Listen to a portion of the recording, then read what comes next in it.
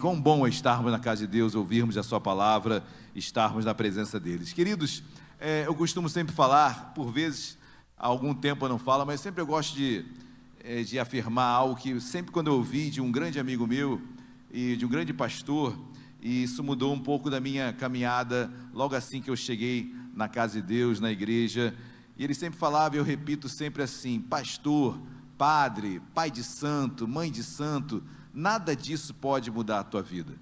O único que pode mudar a nossa vida se chama Jesus Cristo de Nazaré.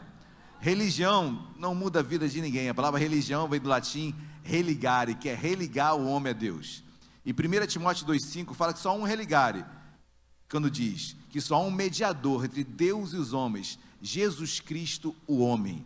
Só um religare, queridos, só um que pode religar você a Deus, Jesus Cristo o homem. Amém? Então, é por Ele que nós estamos aqui, é para Ele que nós estamos aqui, e Ele se faz presente em nosso meio. Então, abra o seu coração, aproveite essa oportunidade para falar com o Senhor, porque Ele deseja falar profundamente com cada um de nós nesta noite. Amém? Abram as vossas Bíblias, no Evangelho de Cristo segundo Mateus.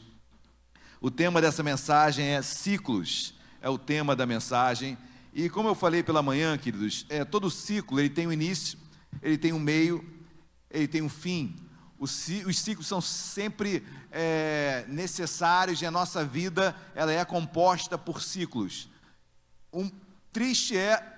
Ruim é quando não vivemos ciclos, mas círculos, e não saímos do mesmo lugar, sempre na mesma temática, sempre na mesma situação. Passam os anos, os dias, e eu sempre estou na mesma situação, no mesmo momento. Eu não consigo vislumbrar mais uma melhora no meu trabalho, não consigo mais vislumbrar uma melhora na minha vida sentimental, no meu casamento, porque eu vivo esse mesmo círculo. Mas Deus não quer essa vida que não sai do lugar. Deus quer que cresçamos, amém? Ciclos são para isso, eles nos ensinam, e eu quero extrair ensinamentos de 3 ciclos que estão expostos no Evangelho de Cristo segundo Mateus, na genealogia de Mateus. Todos acharam Mateus capítulo número 1? Mateus 1, versículo 1, do versículo 1 ao versículo 17, quem achou, diga achei. Em podendo, querido, se você puder, se coloque de pé para a leitura inicial, prefacial desta noite, das Sagradas Escrituras. Mateus 1:1 diz assim: livro da genealogia de Jesus Cristo, filho de Davi, filho de Abraão. Abraão gerou a Isaque, Isaque a Jacó, Jacó a Judá e a seus irmãos. Judá gerou de Tamar a Pérez e Zera. Pérez gerou a Esrom, Esrom a Arão. Arão gerou a Aminadade, Aminadade a Naazon, Naazon a Salmão. Salmão gerou Raabe a Boaz. Este de Rute gerou Obed, Obed a Jessé. Jessé gerou o rei Davi a Salomão, da que fora mulher de Urias. Salomão gerou a Roboão, Roboão a Abias, Abias a Asa, Asa gerou Josafá, Josafá a Jorão, Jorão a Uzias. Uzias gerou a Jotão, Jotão a Cais a Ezequias. Ezequias gerou Manassés, Manassés a Amon, Amon a Josias. Josias gerou a Jeconias e a seus irmãos, no tempo do exílio da Babilônia. Depois do exílio da Babilônia, Jeconias gerou a Salatiel, e Salatiel a Zorobabel. Zorobabel gerou a Abiúde, Abiúde a Eliaquim, Eliaquim a Azor, Azor gerou a Zadok, Zadok a Aquim, Aquim a Eliúde. Eliúde gerou a Eleazar, Eleazar a Matã, Matã a Jacó. E Jacó gerou a José, marido de Maria, da qual nasceu Jesus, que se chama o Cristo. Versículo 17, preste atenção: de sorte que todas as gerações, desde Abraão até Davi, são, desde Davi até o exílio da Babilônia, 14, e desde o exílio na Babilônia até Cristo, 14. Feche seus olhos, vamos orar. Deus amado, em nome de Jesus, nós te louvamos porque foi lida a tua sagrada, a tua palavra que é santa, que é eficaz, a tua palavra que diz Hebreus capítulo 4, 12, que ela é mais cortante do que espada de 2 gumes, ela divide a alma do espírito, juntas e medulas, ela é apta para dividir, meu Pai, sentimentos, emoções, Deus, discernir todas as coisas. Tua palavra é viva, a tua palavra por si só, ela declara, e ela age, e ela muda, ela transforma. Se não falarmos, as pedras clamariam, Senhor. Mas nós estamos aqui nesta noite porque nós cremos na Tua palavra, e sob ela, debaixo dela, Deus, nos submetemos. E eu te peço nesta noite, Senhor, fala conosco, nos ajuda, meu Pai, na caminhada dos ciclos das nossas vidas, que não são poucos, e são difíceis, mas são duradouros, Senhor, mas precisam ser renovados. Deus, fala conosco, precisamos ouvir a Tua voz nesta noite, em nome de Jesus, e usa-me, em nome de Jesus, amém e amém. Podem se sentar, queridos. Confesso que ler do capítulo 1, do versículo 1 ao 17, parecia até um jogo de futebol, né? Então, uma narração de um jogo com tantos nomes. Olha, nomes lindos aqui para você colocar no seu filho, ó. Por que não o nome do seu filho de Salmão? Aí vão brincar com você, né? Vão dizer que você tem nome de peixe. Não faça isso com seu filho, por gentileza, não traga isso para ele, amém, queridos? Mas a genealogia de Jesus, quando nós lemos, queridos, é interessante porque nós temos 4 evangelhos na Bíblia, ok? Mateus, Marcos, Lucas e João. A genealogia de Jesus, ela só é mencionada em Mateus e Lucas. Mateus começa a genealogia de Jesus falando que ele é filho de Davi. Lucas fala, o início da genealogia de Jesus, ele fala filho de José. Marcos se cala em relação à genealogia de Jesus. João também se cala em relação à genealogia de Jesus. Isso tem uma explicação, queridos. Mateus, quando vai trazer toda a genealogia de Jesus, ele começa filho de Davi, porque ele queria apresentar Jesus como rei. A intenção de Mateus era apresentar Jesus como rei, de quem viria o cetro de justiça, aquele reino que duraria para todo sempre, aquele reino que é muito além do reino de Davi, mas Davi tipificava o reino que viria eterno de Cristo Jesus, que hoje nós já vivemos o reino de Deus hoje, amém? Você não precisa morrer para viver o reino de Deus. O reino de Deus é hoje, é já, é agora. O reino de Deus está em nós, Jesus diz isso, amém, queridos? Lucas, ele começa a genealogia de Jesus, falando Jesus, filho de José, José que foi seu pai, seu padrasto, o pai que cria Jesus. Por que Lucas aponta a genealogia de Jesus a partir de José? Porque Lucas quer apresentar Jesus como homem, Lucas é o único dentre os evangelhos que menciona algo lindo da humanidade de Jesus. Jesus é 100% Deus e 100% homem, e ele viveu e venceu como homem. E Lucas é o único, por exemplo, que no Getsêmani menciona que Jesus no Getsêmani estava tão estressado, tão tenso com a cruz que estava por vir, que a Bíblia diz que dos seus poros sai sangue. Isso é um fenômeno que a medicina chama de hematidrose. O estresse é tão grande da carne, das emoções, que sai sangue dos seus poros. Por que Lucas mencionou isso? Primeiro, por que Lucas mencionou isso e Mateus, Marcos, João não? Primeiro, porque Lucas, ele denota, ele aponta, ele acentua a humanidade de Jesus. Outros poderiam não mencionar, porque, poxa, mas Jesus é Deus, eu vou mencionar um momento tão estressado dele. Não, Lucas quer apresentar Jesus como homem, e ele faz questão de mostrar essa dor no corpo, essa dor na alma, que é expressada, apontada, denotada no próprio corpo, além de Lucas ser médico. Um médico jamais poderia deixar um fenômeno daquele sem ser registrado na Bíblia. Aí talvez você pergunte para mim, pastor, e por que Marcos, o Evangelho de Marcos, não fala de genealogia? Porque Marcos quer apresentar Jesus como servo, e o servo naquela época não era nem contado. Então Marcos não fala de genealogia de Jesus. E por que João não menciona a genealogia de Jesus? Porque João aponta Jesus, João 1:1, no princípio era o verbo estava com Deus, e o verbo era Deus. Não tem genealogia. João quer apresentar Jesus como Deus, amém? A deidade dele, o verbo que se encarnou, o Deus encarnado, Jesus na terra, o Deus que se fez carne por nós, amém, queridos? A beleza do Evangelho nos traz tudo isso. Mas o que me chama a atenção, antes de entrar nos ciclos, queridos, quando eu leio Mateus capítulo 1, versículo, e essa série de gerações, esses 3 ciclos de 14 gerações, são 14 gerações, 14 gerações e 14 gerações. E o que eu quero ministrar nesta noite é um ensino em cada uma desses ciclos. Em cada ciclo tem um ensino que nós conseguimos extrair das Escrituras para a minha vida, para a sua vida, para as nossas vidas. Mas quando eu leio antes, nessa introdução, a genealogia de Jesus, Mateus, ele começa falando, olha que interessante, versículo 3, Judá gerou a Tamar. Você sabe quem foi Tamar? Tamar é uma das filhas de Judá. E olha que interessante, querido, Judá foi uma mulher viúva. E não que haja algum problema com a viuvez, muito pelo contrário, mas naquela época ser viúva era muito difícil, era muito complicado. Ela não tinha o sustento, os filhos para ajudar, o marido morreu. E não apenas isso, Tamar, você vai ler em Gênesis, queridos, Tamar, ela foi tão desprezada porque havia uma lei chamada lei do levirato, lei judaica do levirato. O que era a lei do levirato? Se eu faleço e tenho uma esposa, o meu irmão tinha que dar sequência àquele casamento e sustentar a minha esposa que ficou. Tamar foi tentar a lei do levirato com o irmão do seu marido, foi rejeitada. Logo em seguida, com o terceiro, foi rejeitada também. Ou seja, eu começo a extrair e ver na genealogia de Jesus uma mulher rejeitada, uma mulher maltratada, uma mulher desprezada, uma mulher deixada de lado.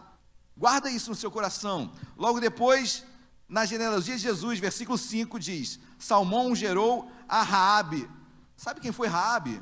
Raabe era uma prostituta da cidade de Jericó, que recebeu os espias de Josué para permitirem que os espias entrassem em Jericó e depois tomassem a cidade de Jericó. Raabe foi uma mulher que foi abençoada, mas era uma prostituta. Deus transformou a vida daquela pessoa. O que eu quero extrair nisso tudo? Vai além.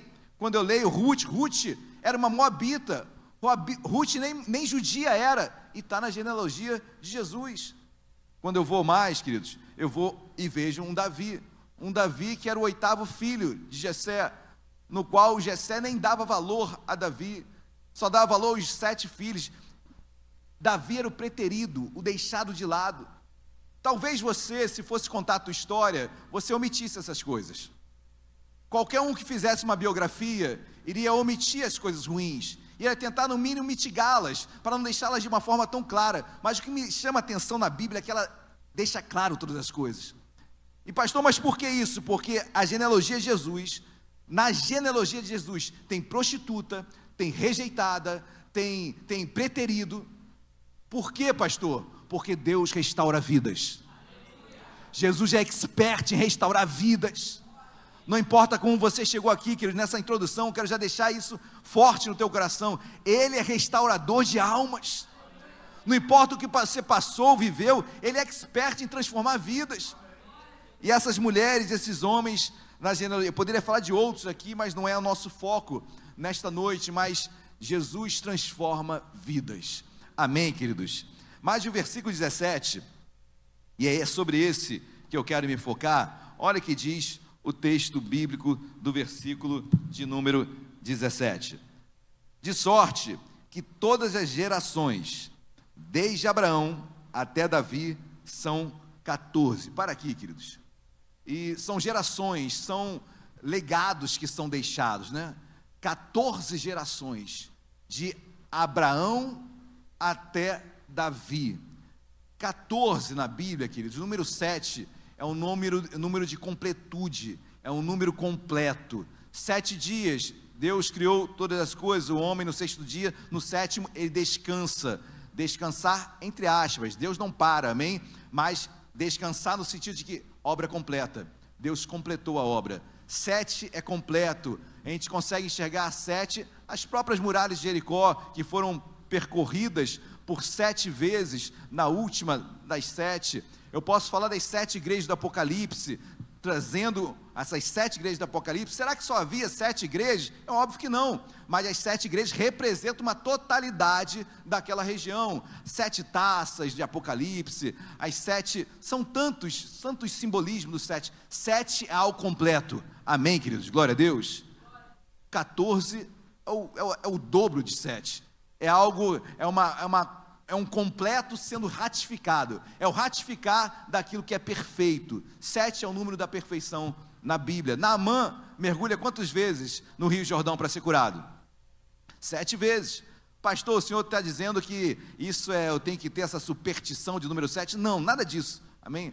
Pastor, você está dizendo que se eu vier 7 vezes no culto, eu vou ser abençoado. Nada disso, ok? Por favor, não me interpretem de forma errada. Você pode vir uma vez e receber tudo, pode vir 1000 vezes e não receber aquilo que você ansiava, amém? Deus tem o melhor para você na hora dele, amém? Eu estou falando de números, e o número 7 é algo que na Bíblia, em dobro então, me leva a entender que não é à toa, não tem como ser à toa, não pode ser por acaso, que Deus vai mencionar 14, 14 e 14.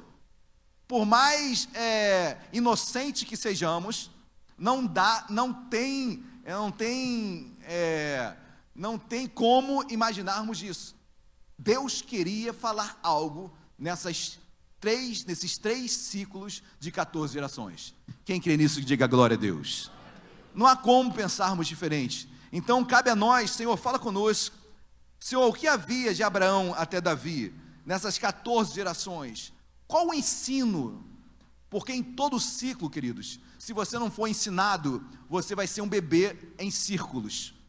Todo ciclo tem um ensino, todo ciclo tem um amadurecimento, seja você, ciclo da vida, você nasce, você cresce, você a sua adolescência, juventude, fase adulta. Se você não ser ensinável, se você não for ensinável, se você não for transformado em cada etapa da sua vida, você vai virar e vai correr em círculos e não vai mudar de vida. Ciclos foram feitos para serem vivenciados e transformarem as nossas vidas. Amém, meus amados? Você entrou aqui por essas portas e eu tenho certeza que Deus quer falar com o ciclo que você está vivendo.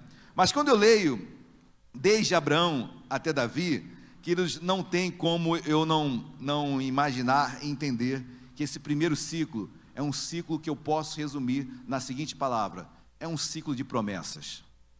É um ciclo de promessas. Quando Deus fala a Abraão, já promete algo para ele. E Davi vai apontar para uma concretização dessa promessa.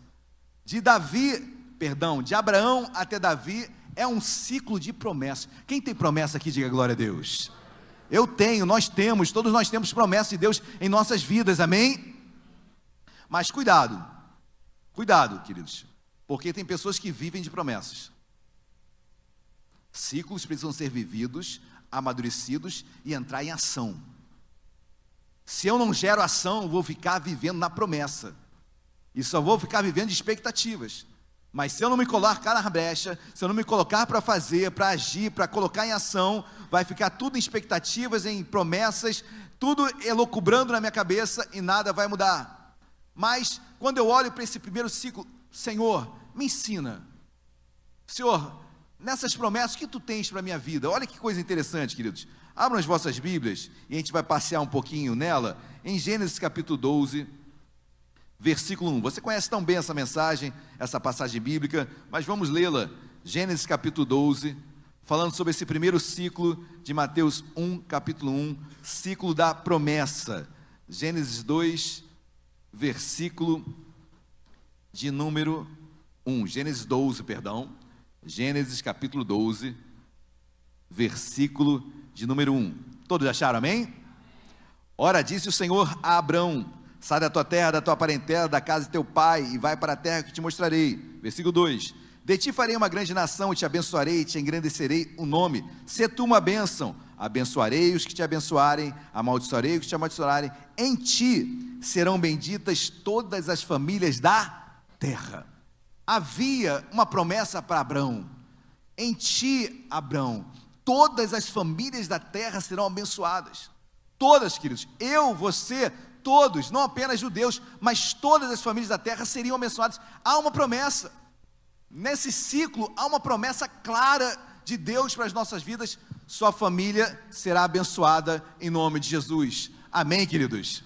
Mas não passa apenas por isso. Dê um pulo na sua Bíblia, vá lá em Gálatas capítulo 3, versículo 16, Paulo, quando escreve às igrejas na Galácia, ele vai explicar essa promessa feita em Gênesis capítulo 12, versículo 1. Gênesis 3, versículo 16. Isso, Gálatas. Só para ver se vocês estão atentos. Gálatas 3,16. Todos acharam, amém? Pastor, joga o versículo no telão. Não, traz sua Bíblia. É melhor. Versículo 16 diz assim: Ora, as promessas foram feitas a Abraão. Ora, as promessas foram feitas a Abraão e ao seu descendente. Não diz e aos seus descendentes, como se falando de muitos, porém como de um só, e ao teu descendente, que é Cristo. Que já a promessa que foi feita lá em Abraão, que na descendência dele seriam benditas todas as famílias da terra, o descendente é Cristo.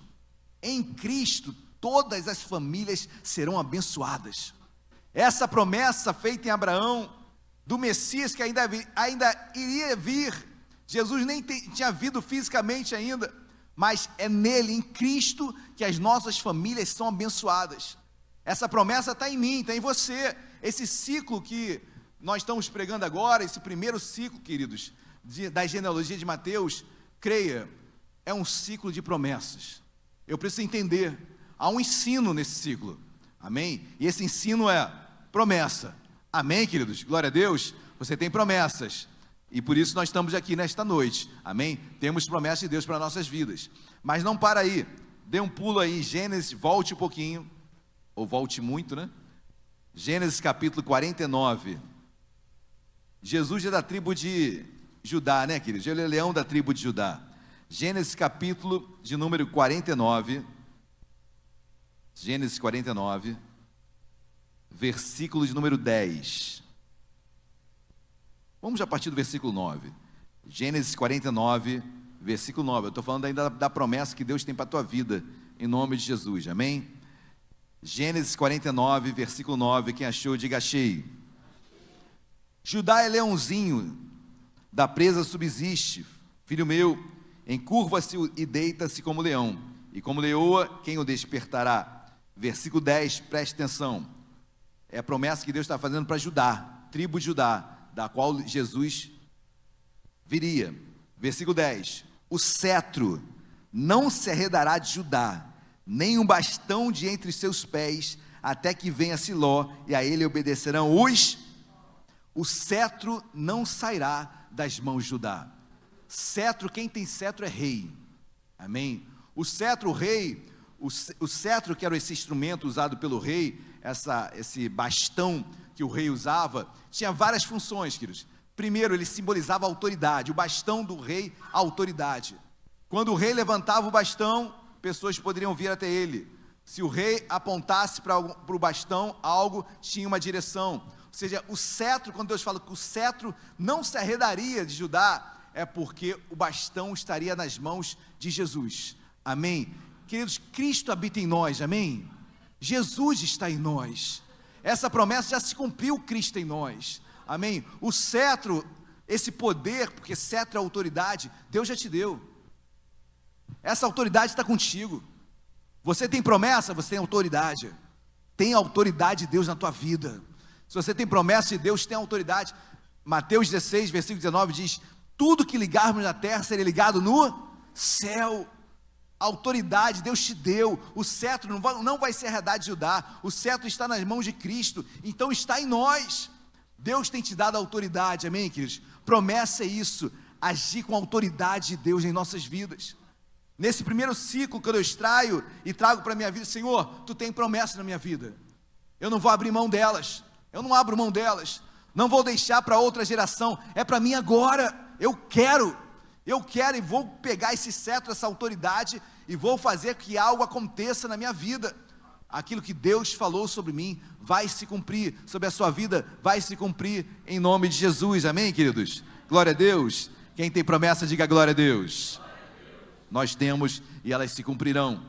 Mas como eu falei, queridos, aí volte lá para Mateus capítulo 1, é importante nós vivemos ciclos, e ciclos têm início, tem meio e tem fim.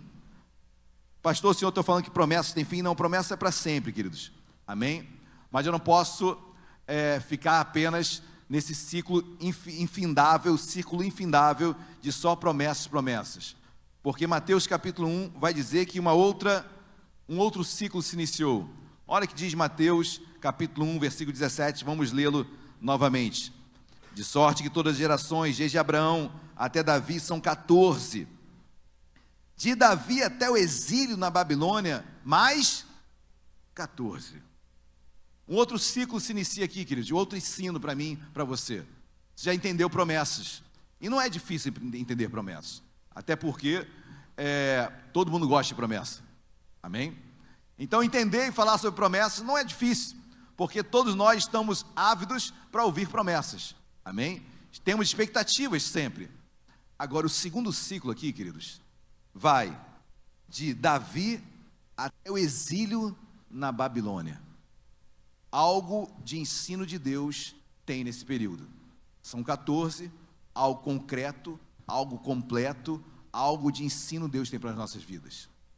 Porque a partir de Davi, queridos, há um declínio moral entre os reis de Israel.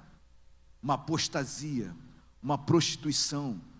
O povo se esquece, o povo cheio de promessas, mas deixou que o cetro, a autoridade, o poder subisse a cabeça. É bom termos promessas, queridos, amém? Mas se você não colocar a sua vida para ser transformada, para andar debaixo da graça de Deus, de nada adianta promessas. Começa-se um novo ciclo agora, e esse ciclo, queridos, quando eu leio, é um ciclo de disciplina. Deus disciplina aquele que Ele ama. O povo entra numa derrubada espiritual, do exílio de Davi até o exílio, queridos, foram 70 anos na Babilônia, Deus disciplinando o seu povo.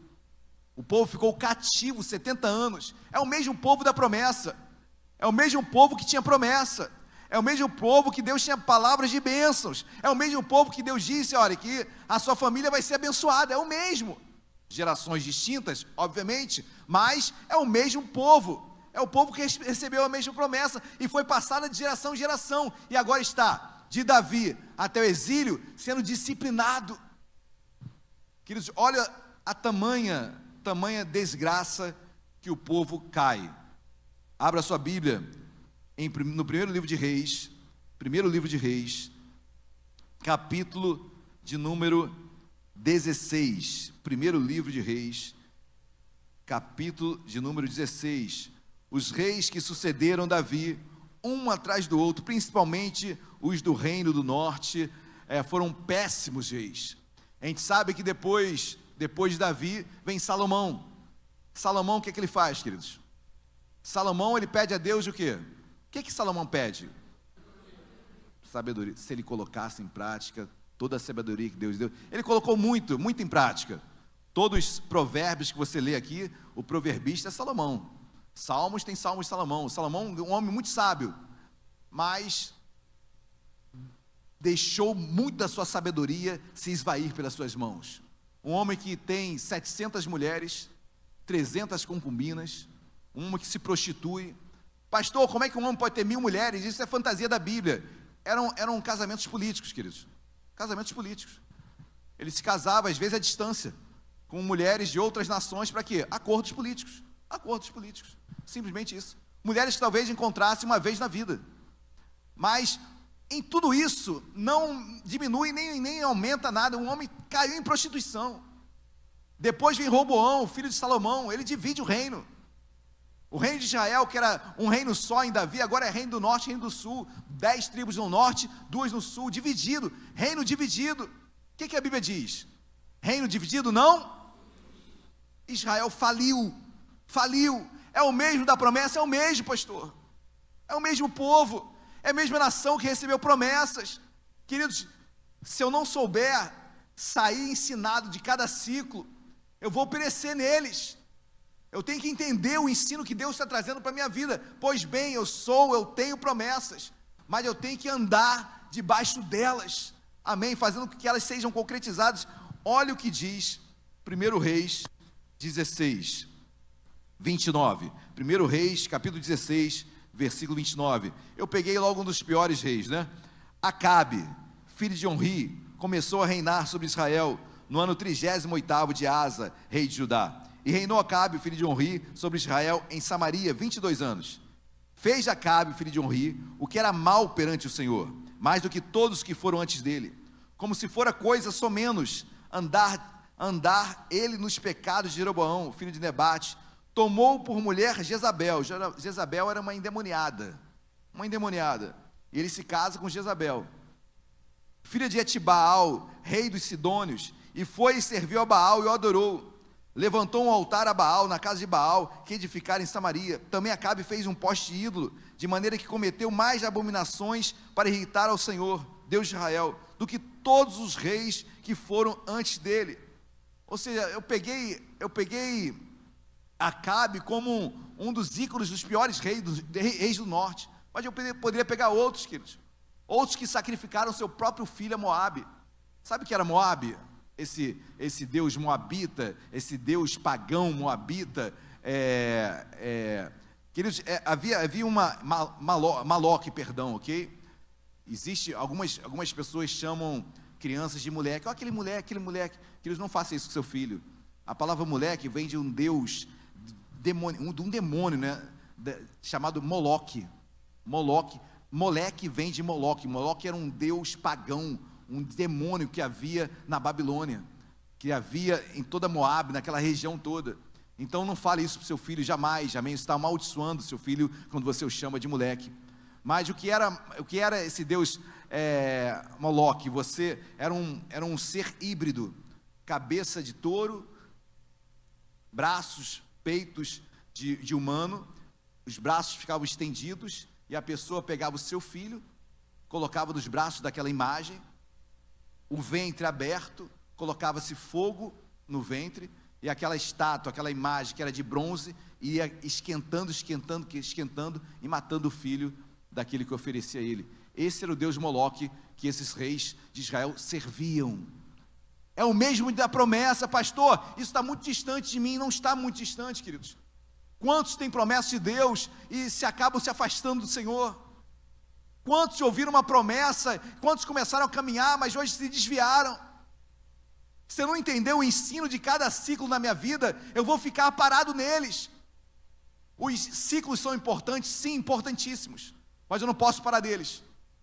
Pastor, a promessa é importante, importantíssima, mas não pare na promessa.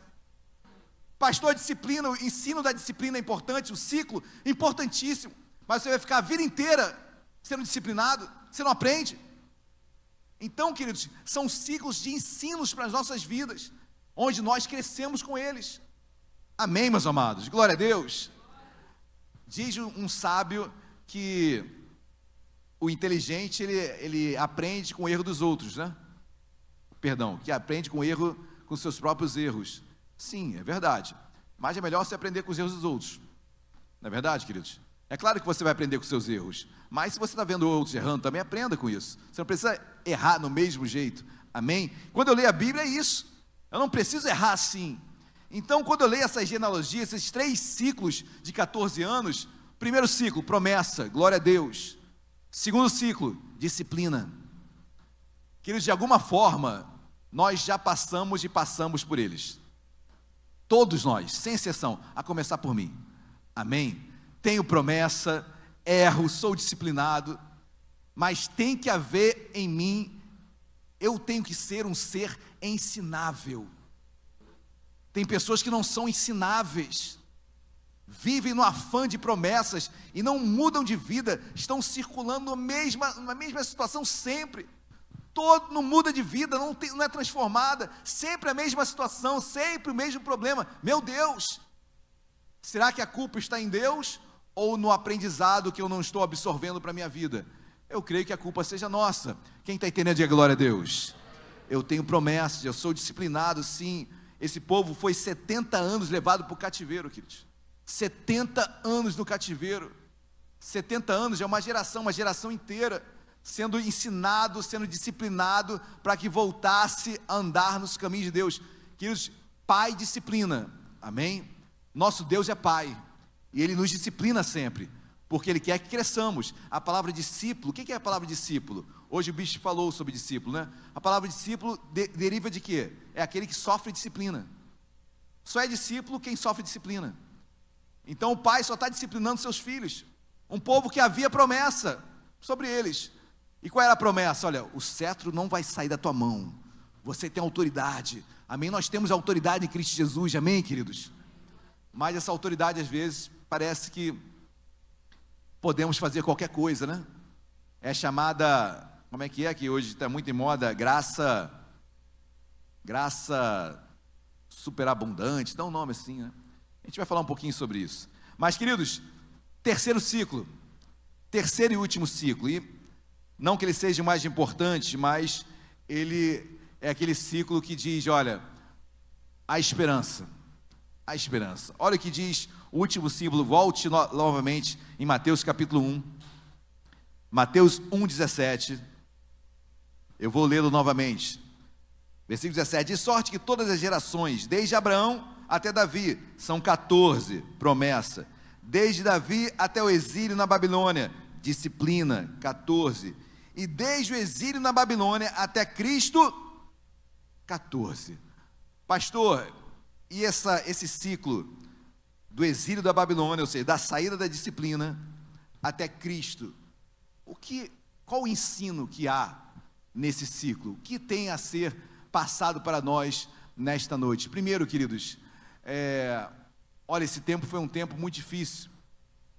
Os irmãos vão se lembrar, não sei se você já ouviu falar sobre um período interbíblico, ou período intertestamentário. Na sua Bíblia, entre o Antigo e o Novo Testamento, tem uma página em branco? Tem uma página em branco? Algumas têm, outras não têm. É proposital, tá bom? É proposital essa página em branco. Poxa, pastor, não tem nada escrito, como é que eu vou saber qual o propósito? O propósito é dela estar em branco mesmo, porque esse período de interbíblico ou intertestamentário, chamado 400 anos, onde Deus se cala, é um período onde não há revelação canônica, não há nenhum escrito, a Bíblia não foi escrita nesse período, não que Deus não agisse nessa época, mas não há nenhum escrito canônico a respeito das Sagradas Escrituras. Deus se cala como voz canônica, como escrito bíblico, com verdade bíblica. Deus se cala, 400 anos de silêncio. Está nesse período aqui, nesse último período, nesse último ciclo, silêncio de Deus. Para você saber melhor, vai de Malaquias 3 até Mateus capítulo 3. Malaquias 3:1 vai profetizar aquele que prepararia o caminho de Jesus. Mateus 3:1 vem João Batista, aquele que prepara o caminho de Jesus. Esse lapso, esse interregno entre Malaquias 3:1 e Mateus 3:1 são esses 400 anos onde Deus se cala. Deus se cala. Aí talvez você pense, pastor, mas Deus se calou e não agia. Deus já agia. Deus já agia na história, na sociedade. Eu quero percorrer um tempinho com os irmãos nesse ciclo tão maravilhoso, queridos. Esse ciclo eu chamo de restauração, transformação. Ciclo que transforma. Abram as vossas Bíblias em Gálatas capítulo 4. Tem promessa? Tem. Tem disciplina? Tem. Mas tem restauração também, queridos. Tem transformação. Gálatas capítulo 4, versículo 4. Quem achou, diga glória a Deus. Olha o que diz o versículo 4. Vindo, porém, a plenitude do... O que é um tempo pleno, queridos? O que é plenitude do tempo? Plenitude é algo perfeito, né? Perfeito. Ou seja, tempo perfeito. Jesus veio na plenitude dos tempos. Jesus veio no tempo perfeito. Pastor, o que é esse tempo perfeito? Por que Jesus veio há 2000 anos atrás e esse tempo é perfeito, é a plenitude dos tempos? Queridos, depois de 400 anos Deus se calando, Deus mexeu também na história, Deus mexeu na sociedade, Deus mexeu nos tempos. Para os irmãos terem ideia, por exemplo, no tempo de Jesus, esse tempo perfeito, Jesus andava por muitos lugares, né? Existe aquele adágio popular, quem tem boca vai, todos os caminhos levam a... É porque Roma realmente, naquela época, o império que dominava, ele fez várias ruas. Antigamente as ruas eram todas de terra, e agora Roma deu uma endireitada, começaram a ter ruas, ou seja, Jesus chegou num tempo onde ele tinha a possibilidade de percorrer lugares já pré-determinados, com caminhos já fixados. O que mais que fazer esse tempo perfeito, pastor? Olha, a língua, né? O idioma grego era o inglês daquela época. Todos falavam grego. Jesus chega no momento onde o grego era a palavra, era o idioma universal, todos entendiam. Então Jesus, apesar de falar aramaico também, mas o grego dominava ali, então a palavra foi disseminada.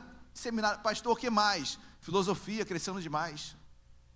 Pastor, o que tem a ver a filosofia com isso? O que é a filosofia, queridos? A filosofia veio para não trazer respostas. A filosofia veio para trazer perguntas. E para deixar você maluco mesmo, sem saber respondê-las. Porque a filosofia é para você ficar loucubrando, pensando, mas por que disso? Ser ou não ser? Eis a questão. Meu Deus, pirei, né? Mas a filosofia veio fazer com que você, veio trazer perguntas e não respostas. Jesus veio trazer respostas. No período onde a filosofia borbulhava, queridos, Jesus veio trazendo respostas. Amém? Então, o tempo perfeito, tudo foi preparado para que Jesus chegasse e anunciasse a palavra. Na plenitude dos tempos, no tempo perfeito, Jesus veio. Tempo de restauração, tempo de transformação, tempo onde tudo se faz novo. Há um tempo perfeito. Pastor, que tempo é esse? É o tempo que nós vivemos hoje. É graça, queridos. É favor imerecido. É o tempo perfeito para você hoje. Pastor, me acheguei hoje até aqui. É o tempo perfeito. É a plenitude do tempo para a sua vida. Cristo para a sua vida. Não há outro tempo, não é amanhã, não foi ontem. É hoje, é agora, é já. É um tempo perfeito. Primeiro ciclo, promessa. Segundo, disciplina. Terceira, transformação. Restauração. Tem um tempo perfeito. Você pode ter chegado aqui machucado, você pode ter chegado aqui entristecido, disciplinado, pensando em desistir. Tem restauração para a tua vida. O último e decisivo ciclo se chama restauração, transformação da tua casa, da tua família, do teu casamento. Não desista. Há um tempo perfeito. Jesus veio nesse tempo perfeito e Ele habita em nós. Amém, queridos? Glória a Deus. Pastor, que tempo é esse? Quase encerrando. Hebreus capítulo 4. Avança aí na sua Bíblia. Hebreus capítulo 4, versículo de número 16. Hebreus 4, 16. Olha o que o escritor da carta aos Hebreus, nós não sabemos quem escreveu a carta aos Hebreus, nós sabemos o autor, né? O autor é o Espírito Santo. O escritor nós não sabemos, alguns dizem que foi Apolo, outros dizem que foi o próprio Paulo, mas não sabemos. Hebreus 4,16 diz assim: nesse tempo perfeito, pare um pouquinho, queridos, nesse tempo perfeito, nessa plenitude dos tempos, a graça foi estampada para nós. Amém? O que é graça? É favor imerecido. É um favor que você não merecia. Você não merecia nada, eu não merecia nada, ninguém merecia aqui. Mas Jesus morreu por mim, por você e por todos nós. Amém? E olha essa graça estampada no versículo 16. Olha o que diz: acheguemo-nos, portanto, confiadamente, junto ao trono a fim de recebermos misericórdia e acharmos graça para socorro em ocasião. Olha que coisa linda, queridos. Primeiro, acheguemo-nos, Deus está te chamando. Nesse ciclo, nesse terceiro e último ciclo de transformação, de restauração, acheguemos-nos, se achegue, amém? Não fique de fora, não importa a promessa que você teve, não importa a disciplina que você sofreu, se achegue, a Bíblia diz mais: acheguemos-nos, portanto, confiadamente, não é de qualquer forma, é confiante, queridos, eu confio, eu creio, porque eu aprendi com o primeiro ciclo de promessas. Eu me achego agora confiante, porque eu sei que eu tenho promessa. Me achego confiantemente, junto ao trono da graça, a fim de recebermos misericórdia e acharmos graça para socorro em ocasião. Qual ocasião oportuna, queridos?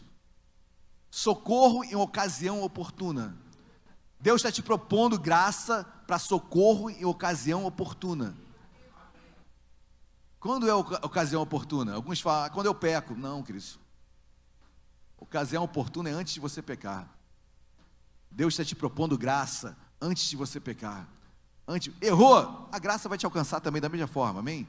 Deus está pronto para te agraciar, para te restaurar, amém? Mas a graça e a ocasião oportuna é antes do erro, antes do pecado.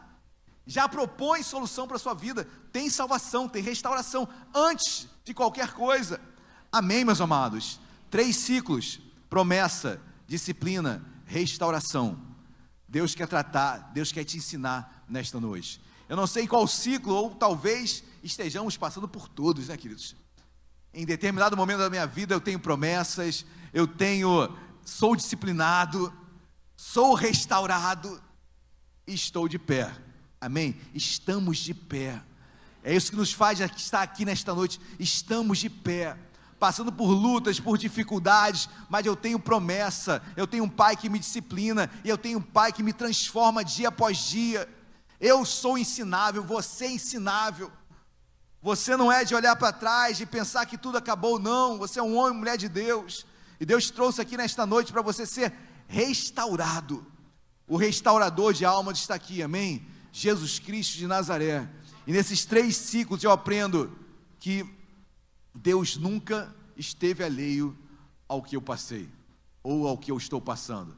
Em todos os momentos, Deus sempre estava tratando. Essa genealogia não é à toa, queridos, é genealogia de Jesus. E se na genealogia de Jesus já aconteceu tudo isso, o que não aconteceria com a nossa? Se todos esses problemas aconteceram dentro da genealogia das gerações que antecederam ao nosso mestre, e nós entendemos que geração são legados que são deixados para as próximas gerações, se nós entendemos tudo isso, e se tudo isso Jesus já absorveu de gerações passadas, queridos, o que falar das nossas? Quão difícil nós passamos, quantas dificuldades nós passamos, mas nós temos um Redentor que vive, amém? Nós temos um Senhor que peleja por nós, nós temos um Pai que cuida das nossas vidas, e Ele está aqui nesta noite, amém? E quer e deseja nos restaurar. Vamos nos colocar de pé. 3 ciclos: promessa, disciplina e restauração. Em todos esses ciclos, eu me acho, queridos, em todos eles, e eu sei que Ele está aqui, amém? E Ele quer falar contigo, ao seu coração, à sua vida, nesta noite. Feche seus olhos. Eu quero fazer uma oração pela sua vida, amém? Eu quero orar ao teu coração. Eu quero chamar os irmãos de louvor. A gente vai entoar um cântico, queridos. A gente vai chamar a atenção de Deus para as nossas vidas, amém? É hora de você chamar a atenção de Deus. A Bíblia diz, Hebreus, que nós lemos, acheguemo-nos. Hebreus 4,16, acheguemo-nos. Agora com o teu coração, se achegue a Ele. Fale com o Pai: Senhor, Pai, eu não aguento mais tantas dificuldades, tantas dores. Se achegue a Ele. Pai, eu tenho promessas, mas parece que elas se perderam com o tempo. Se achegue a Ele nesta noite. Peça socorro, porque tem socorro em hora oportuna.